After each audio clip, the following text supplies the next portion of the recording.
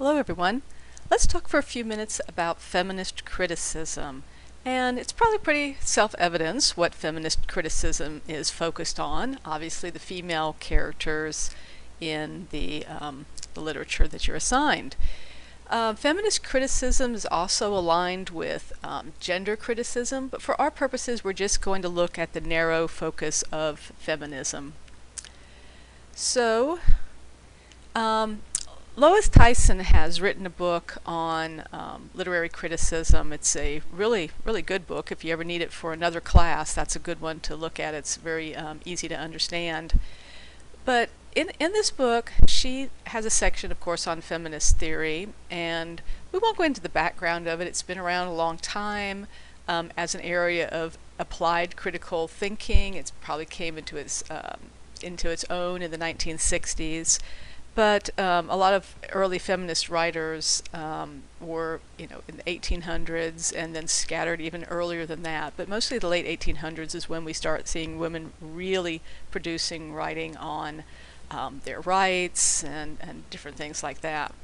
And in the 60s, they started applying it to literature, these different scholars. So there are lots of different schools of thought about what feminist theory is in reference to literature.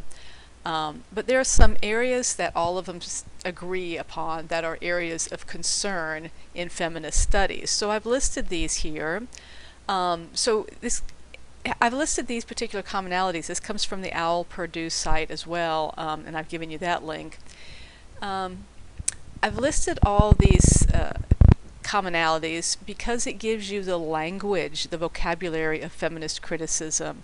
So if you were to study these sorts of things in a literature course or a history course or philosophy or something, you would have your vocabulary that you were expected to use. So I wanted to provide some of those terms for you that you would probably see.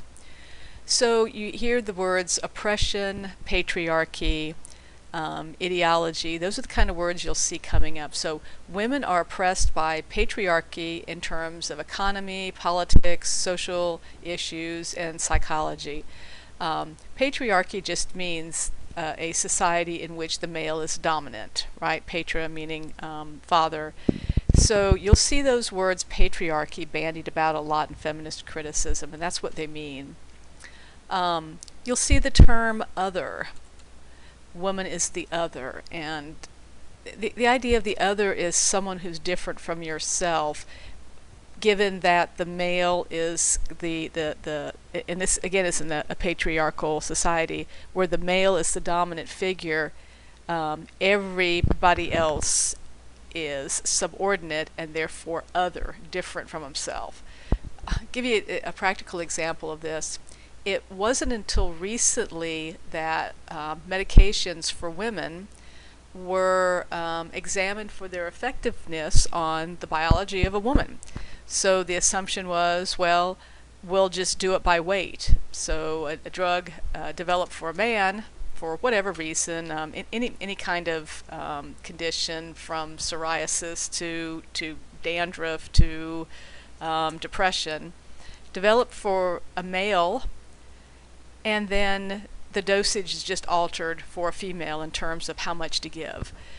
The industry didn't even bother to examine how the woman may be different from a man, how she might be other in her anatomy, right? So this idea that the male was central and everybody else was marginalized. So that's what we mean by the other. That's a term you'll come across in sociology classes, anthropology, and so on. So that's when you'll come across again.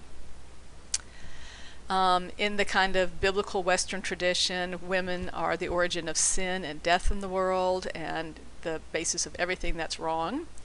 And in fact, I read recently somebody was arguing, I think it was in the Charlotte Observer, some, not a columnist, but an editorial where somebody wrote in and said that all the problems of the world began when women were given the right to vote. So, 2017 almost, nothing much has changed.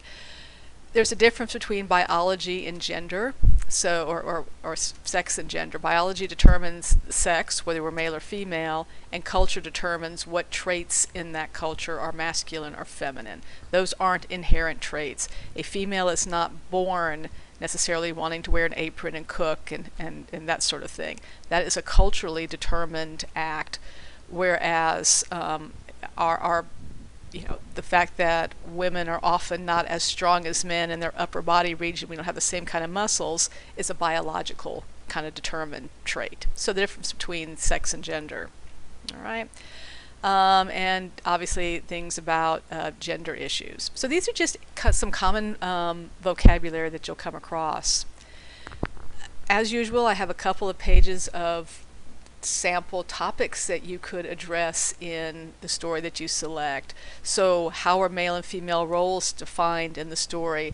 Are the characters upholding traditional roles, or have they introduced new roles? And of course this is based on the time period of the story itself, right? What is masculinity and femininity in the constraints of the story? What are the relationships between men and women? How are women depicted economically, politically, socially, and psychologically in the story? All right. So all these sorts of things you can ask yourself about your particular story, and of course any other questions in the same vein. But basically you're looking at how women are portrayed in the text. And again, I have a couple of links for you and that Lois Tyson book I read.